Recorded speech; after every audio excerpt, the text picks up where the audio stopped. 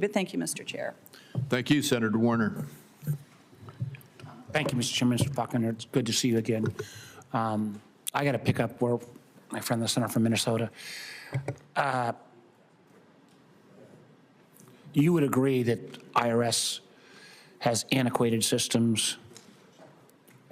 Yes, sir. Do you agree with independent assessments that you not adding a single new tax, but actual enforcement of existing laws could generate, over a 10-year period, excess of $500 billion? Some people have said $1 trillion. Do you think those independent assessments are accurate? I'm skeptical of those numbers, that there's that amount that we could actually incrementally collect. I think that, again, as I mentioned to the previous set of questions, where I think we can best improve enforcement is by having better data, so that we have tax enforcement people going where the pockets of tax evasion are most likely. I agree on the data, but I just and I know we talked about this in the office, but just the idea, okay, we're going to not deal with taxpayer services, but if it appears that it is open season, and we're going to cut back 50,000 folks, even with additional technology, or a total of 50,000 folks. We talked about this at some. I was a business guy for a long time, and I think that would be a stupid business decision.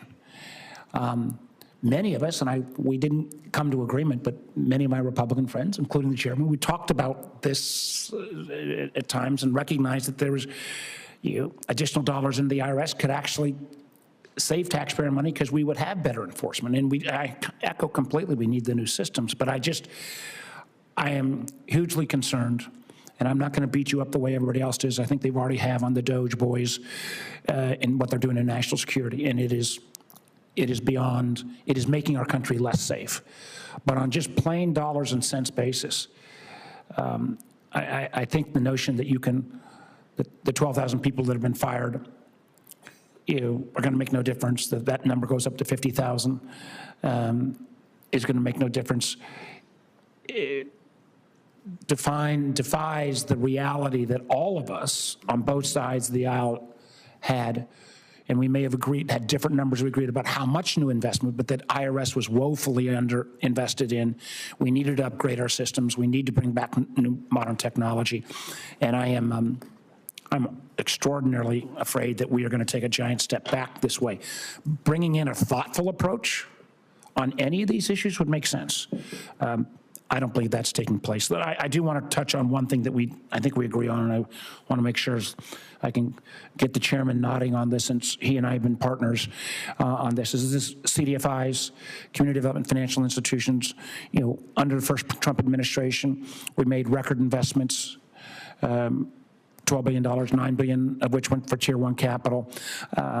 We've seen that field expand 9 to 10-fold over the last decade. It is a broadly bipartisan issue. We have 28 members, 14 Democrats, 14 Republicans on this caucus. Senator Crapo and I have worked on things like, can we get a secondary market started in CDFI debt, which could again further expand that opportunity. We've worked together as well as trying to get on the Economic Opportunity Coalition to try to get dollars deposits in. I asked Secretary Besant on this question, but would you continue to agree to work with me and us on CDFIs? And Senator Warner, you do have me nodding on this. Good. I want to make sure. I was hoping I was getting you nodding on the IRS conversation too, because I can remember some of those conversations. But Senator Warner, I'm happy to reiterate what you and I discussed in your office, which is that for the last 6 months of the first Trump administration, CDFIs reported into me. They exist because there are geographies in our country where there are unbanked and underbanked people, largely rural areas where the infrastructure costs do not merit the creation of standalone branches. And so I commit to you that we will continue to invest. I would argue that it is not simply rural, but predominantly rural. We can litigate that another time. I just have to tell you, and this is, some who are talking about, on the tax debate, current law versus current policy. I believe if any business entity said, well, we're going to presume that we didn't have to pay for the cost of production increases because that's our current policy, even though those policies were supposed to end at a certain point. And you operated on those financial premises rather than the current law. I think Donald Trump, the TV host, would say, "You're fired," because the idea that you're going to somehow cover up $4+ trillion of tax cuts and not count it is the kind of accounting that I hope we were going to get away from at a debt that's now at $36 trillion. I think it is grossly fiscally irresponsible, and I hope and pray that you and my colleagues on the other side, that we can have a robust discussion on that. Thank you, Mr. Chairman. Thank you, Senator Warner. And I will just say there's a big difference between saying you won't pay for something and saying you won't raise $4 trillion of taxes on people. Mr. Chairman, as we all know, we spent a lot of time on these subjects, and this is the kind of congressional don't look here while we take your money there. And just because a tax cut is put in place or a spending program is put in place, the